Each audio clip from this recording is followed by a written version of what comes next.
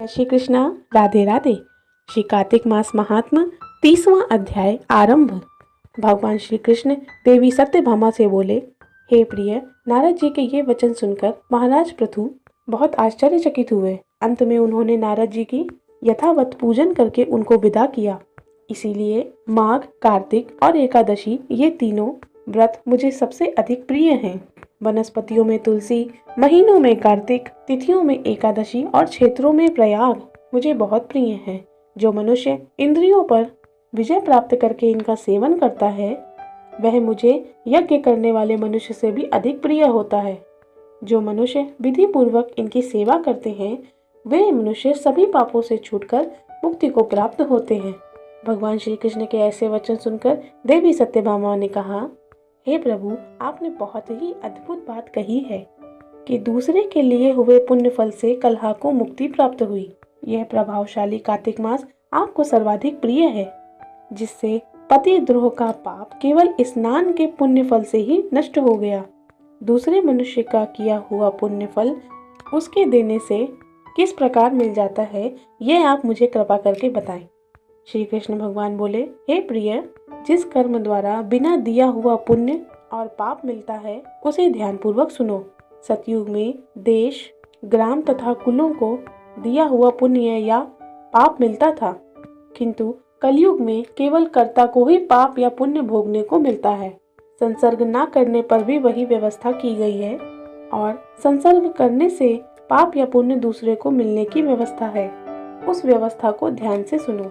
पढ़ाना, यज्ञ कराना और एक साथ भोजन करने से पाप और पुण्य का आधा फल मिलता है। एक आसन पर बैठने या सवारी चढ़ने से, श्वास के आने जाने से पुण्य व पाप का 1/4 हिस्सा जीव मात्र को मिलता है। छूने से, भोजन करने से और दूसरे की स्तुति करने से पुण्य और पाप का 6वां भाग प्राप्त होता है। दूसरे की निंदा, चुगली और धिक्कार करने से उसका 7वां भाग मिलता है। पुण्य करने वाले मनुष्यों की जो भी कोई सेवा करता है, वह सेवा का भाग लेता है और अपना पुण्य उसे देता है।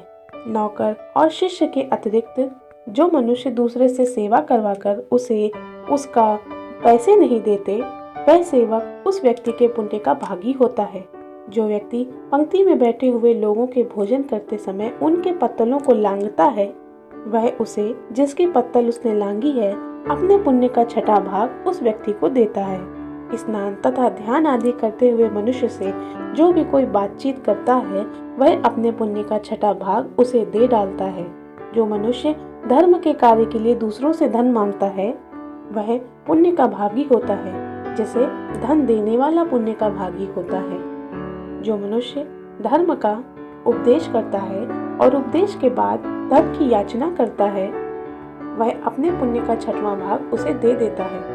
जो मनुष्य दूसरे का धन चुराकर धर्म का कार्य करता है, वह चोरी का धन भोगता है और शीघ्र ही निर्धन हो जाता है, तथा जिसका धन चोरी हुआ होता है, वह पुण्य का भागी होता है। बिना ऋण उतारे जो मनुष्य मृत्यु को प्राप्त होता है, उसको ऋण देने वाले व्यक्ति पुण्य के भागी होते हैं। शिक्षा देने वाला, सलाह देने वाला, सामग्री को जुटाने वाला तथा प्रेरणा देने वाला, वह पाप और पुण्य के 6ठे भाग को प्राप्त होता है। राजा प्रजा के पाप और पुण्य का 6ष्ठांश का भोगी होता है। गुरु शिष्यों का, पति पत्नी का, पिता पुत्रों का, स्त्री पति के पुण्य के 6ठे भाग की भागी होती है। पति को प्रसन्न करने वाली आज्ञाकारी पत्नी अपने पति के पुण्य के आधे भाग की भागी होती है। जो पुण्यात्मा पराये लोगों को दान करते हैं, वह उनके पुण्य का 6वां भाग प्राप्त करते हैं। जीविका देने वाला मनुष्य जीविका ग्रहण करने वाले मनुष्य के पाप के 6ठे भाग का भागी होता है।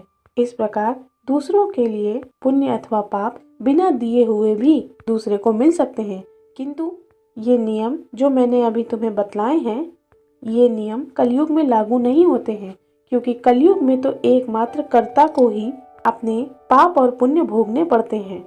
इस संबंध में एक बहुत पुराना प्रसिद्ध इतिहास है, जो कि पवित्र भी है और बुद्धि प्रदान करने वाला भी है। उसे ध्यानपूर्वक सुनो।